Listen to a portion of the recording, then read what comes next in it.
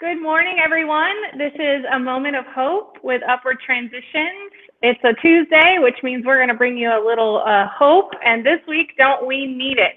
I am grateful that Mayor David Holt is with us this morning. Good morning, Mayor. Good morning. I am so grateful for you to join us. It seems like the universe is keeping us apart. We've tried to have you at two of our Upward Transitions events to give you an award. The first time a pandemic kept us apart, and now an ice storm, but now we get to talk to you virtually. So thank you for making the time. Well, thank you. Thanks for having me on. And I don't know if now's the right time, but thanks for the award. I haven't received it yet. And I hope that it's not that the universe just doesn't want me to get that award, but thank you. Yeah. But no, obviously we've all had to make a lot of changes this last year, and the ice storm has just been another crazy week and another crazy year. And I would be remiss if I didn't mention, obviously, you guys have been very responsive to the needs of our community and are assisting our residents who are most impacted by the ice storm, which is still an ongoing event. I mean, obviously the power loss side of it. So thank you for that, and thanks for all you do. And I'm honored to be with you this morning.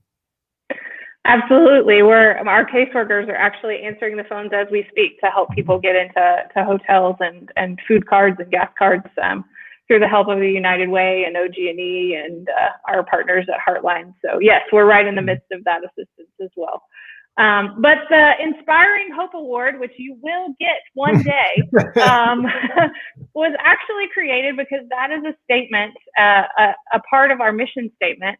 And when we do work with our clients, we survey them and we ask them, are you feeling more hopeful? And that's one of the questions that comes back extremely high. After our case managers work with them, that's one of the things that they just respond overwhelmingly positive with. So I'm curious, as mayor, you've had a lot to deal with. And what are you most extremely proud of? What gives you the most hope after dealing with a pandemic and an ice storm and all the things that you've dealt with over the last few months? What has given you the most hope? Well, I think two things come to mind. One is our culture here in Oklahoma City is one of collaboration and setting aside the things that divide us. And there's lots of things at the national level that want to rip us apart right now. And even here in Oklahoma City, I mean, we're a very purple city politically. You know, today is the election, and our citizens are going to vote pretty evenly split in Oklahoma City amongst the various Democratic candidates and amongst the various Republican candidates. But we still have a really good culture of coming together and getting things done. And even in the midst of this, of this divisive political time, we passed MAPS 4 with 72% of the vote, which is in politics, that's just an overwhelming majority. And it was a record. It's unheard of. That's crazy. Yes. And that's a good segue to the second thing that gives me hope, and that is MAPS 4. Knowing that we have $1 billion stimulus waiting for us on the other side of this pandemic is very encouraging for me. I can't imagine there's not a mayor in America who doesn't wish that they had just passed a MAPS 4 right before the commencement of the pandemic. So, all of the projects that are coming, and we're still enjoying, ribbon cuttings for MAPS 3 projects, but knowing that there's this whole nother wave of investments in our community of $1 billion, 16 projects, many of which are very impactful on people's regular lives. They're not just entertainment amenities. They're things like housing support. We've got $50 million for housing in MAPS 4. So thinking about that gives me a lot of hope and for our community. And I felt that night that we had really, back in December of 19, I felt like we had set up our city for another decade. So even when we go through these tough times like the pandemic or the ice storm, or the reckoning with racial injustice that we faced this summer, I still remain very hopeful because I think we've got great fundamentals in place here in this community. Well, and I think you're absolutely right. And even in the street right in front of our building, we can see those projects come to life as we see the bike lanes come to fruition. And so it's just really nice to kind of see the tangibles of those projects come to life in our city. And I can't wait for those other projects, especially as they impact the mission of what we do here at Upward Transitions, particularly as it comes to housing. So we're really excited.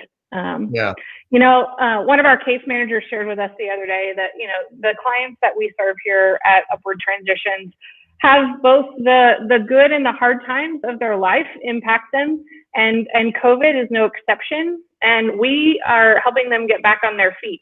Whether it's mental illness or substance abuse or even just unemployment or a health crisis or whatever has led them to seek the services that we provide or end up in a homeless situation. We're very aware of what's happening with those that are experiencing homelessness. And so the situation for the homeless population in Oklahoma City is really complex. Everybody asks me, what causes homelessness in Oklahoma City? Well, there's no one answer. And so we work really hard here at Upward Transitions to seek out that uniqueness and respond to that. And so when you look at those situations as mayor, what do you see that you can do during your tenure to make a positive change for those in that situation? Yeah. Well, first of all, as you alluded to, I understand that it's a very complex problem and that people experiencing homelessness often have a bundle of challenges. Not always, but in some cases, there's mental health issues, there's substance abuse issues, sometimes both. I mean, they really need wraparound services like you provide.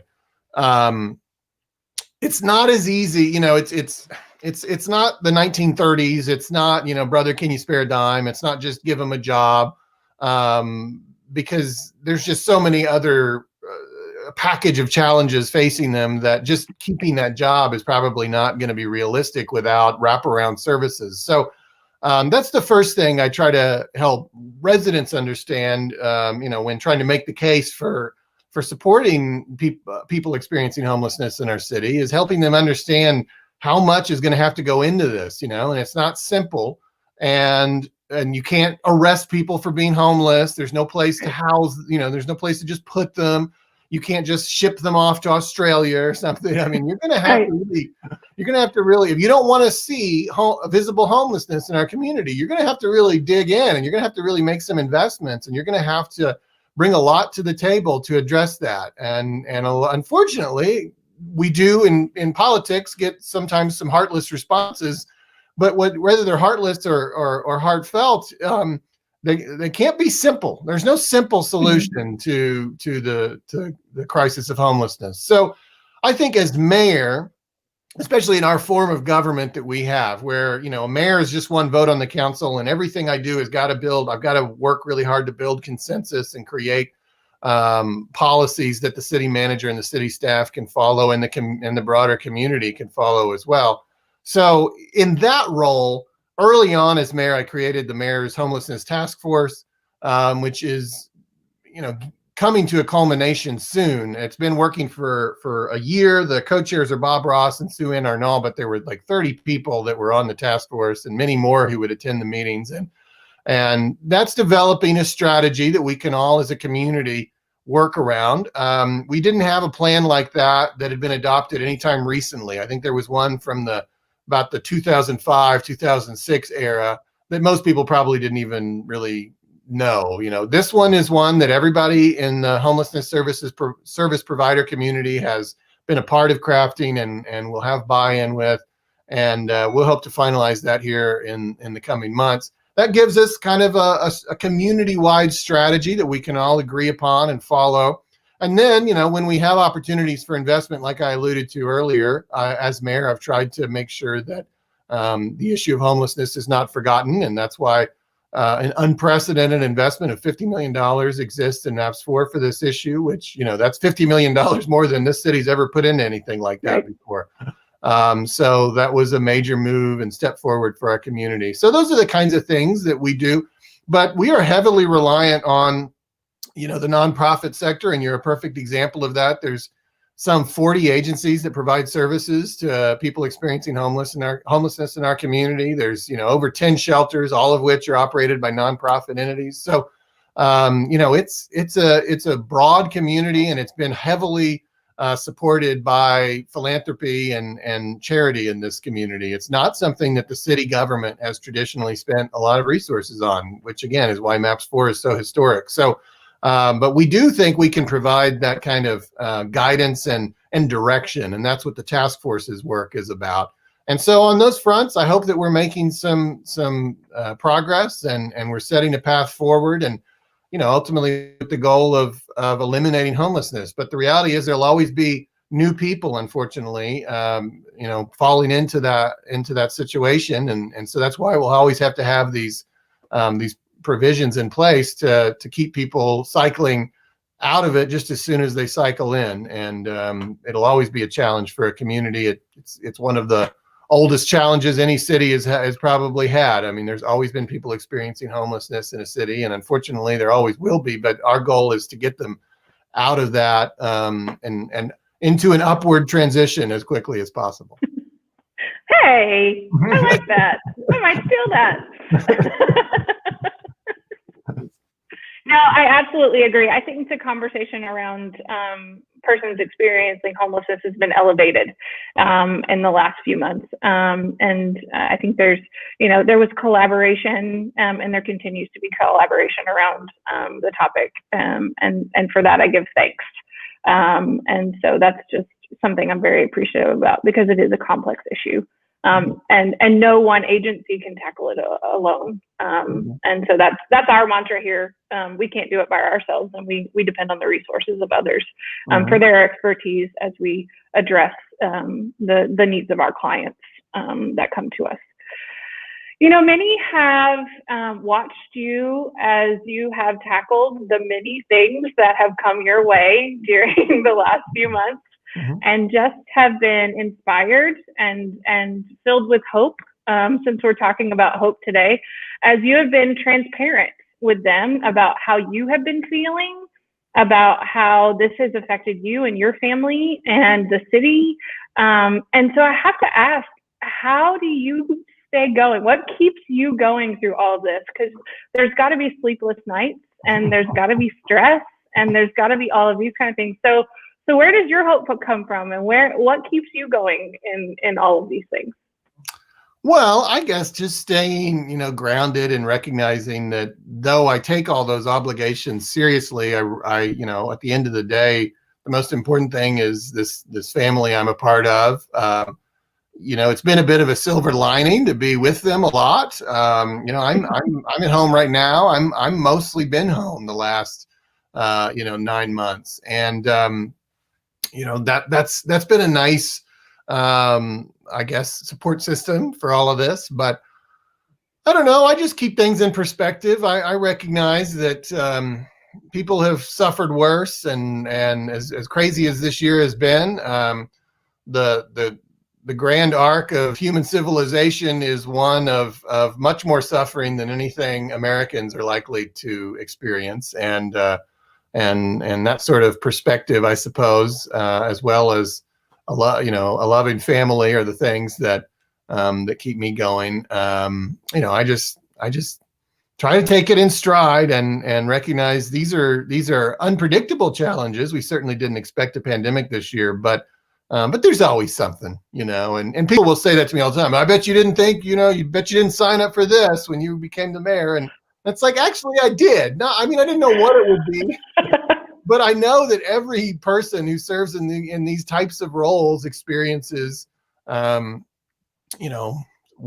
sort of challenge that everyone probably says is unprecedented. And I think of people like my predecessor, Mayor Norick, who had to deal with the Oklahoma City bombing and its aftermath. There's stuff that happens, and it's my job to keep an even keel and help guide people through this by not panicking and taking a methodical approach to the response. And in this case, it's it's obviously been something I didn't know much about when going into this. I was certainly not an epidemiologist, but there's plenty of experts out there, and we've tried to rely upon them as best we can. There's challenges in living in a free society. People sort of have choices on whether they're going to take precautions or not in a way that maybe they don't have in other countries. But and so it puts the mayor in a position of cheerleader as much as anything. I mean, I'm sort of like motivational coach. A lot of people think we can create a response to this through regulations, and we can try, but the reality is that most people are going to have to execute these precautions on their own with their own volition. And so it's if anything, it's been a task in mass psychology, and I've tried to do my best, but here 9 months into it, I'm wondering if I've run out of tricks. Obviously the numbers are very high right now, and I think here after the ice storm and after the election, it's going to be important. It's on my mind of late that I need to really refocus everybody on the challenge at hand, because the numbers are continuing to rise, and it doesn't have to be that way. We've demonstrated at other times during this pandemic that we can do better than this, and we've got to return to our simple precautions of wearing a mask, washing our hands, and keeping our distance. And we've got to do that soon, especially as we head into the winter. I was at your Chamber of Commerce speech. I guess that was almost a year ago now. Well, it was like February, so it was right before the start of the pandemic. So it's kind of a time capsule. Yeah. God, time feels weird right now. Well, you had everybody sing and, lean on me, and, you had the kids and everything, and it was just so inspiring. Little did we know that the wall of COVID was about to drop, and we were going to have to lean on each other as much as we, really have been now. And so, you really do have to be the cheerleader of leaning on each other. And so, in these final moments of our conversation, what would you say to Oklahoma City to encourage us to lean on each other and to support each other? Well, absolutely. And you're right. We literally, for those watching this who don't know what you're talking about, we literally ended the State of the City this year back in February with the performance of Lean on Me. And yeah, could always appropriate, but probably feels especially so in the last 9 months. I think we're maybe only halfway through this pandemic. I mean, when you think about the fact that there's still not a vaccine, and even when we get one, it's going to take months for that to be fully distributed. So we have some time to go still, and we also have a bad environment coming at us with the arrival of winter and the flu season. So it's really important that everybody recognize that we're all in this together. Focus on controlling what you can control, and recognize that you play a role. What your decisions don't just affect you, because you could be an asymptomatic spreader of the virus. So they're affecting the people you love, and they're affecting strangers that you should care about, that are loved by somebody. And we all have an obligation to, as a community, to fulfill the culture I talked about earlier. We've been a one OKC culture in this city for a long time, and it's an ideal that means that we look out for each other and we take care of each other. Some call it the Oklahoma standard, but I think in this case the Oklahoma standard manifests itself through taking simple precautions that reduce the transmission of this virus, and taking care of each other as we experience the secondary effects of the virus. I think we've done a really good job of that, actually. I mean, our unemployment is the lowest in the country. We've used our CARES Act dollars at the city level to support small businesses and individuals. And though there's still a lot of pain and suffering in the community, it's relative to other cities, it's less so. And so I think we've done as good a job as you can, but that doesn't mean we've eliminated all the bad things that come out of this pandemic. So stay committed to that, and hang in there, and know that there's a chapter on the other side of this one. It's going to be over at some point. And I get pandemic fatigue just as much as everybody else, but we're still in this thing, and we owe an obligation to ourselves, our families, and our community to stay on top of it. And I think we'll get through it just fine, but we have to recommit to doing so. Yeah. Well, Mayor, I really appreciate you taking the time to be with us today. And one day I will, or someone will, bring you that shiny blue and silver trophy. Very excited. as our 2020 Inspiring Hope awardee. And so I appreciate you again taking the time to be with us. And you're always inspiring hope in Oklahoma City, and we appreciate it. Again, everybody, this is a moment of hope with Upward Transitions. We hope you have a wonderful day and be well. Thanks again. Bye. Thank you.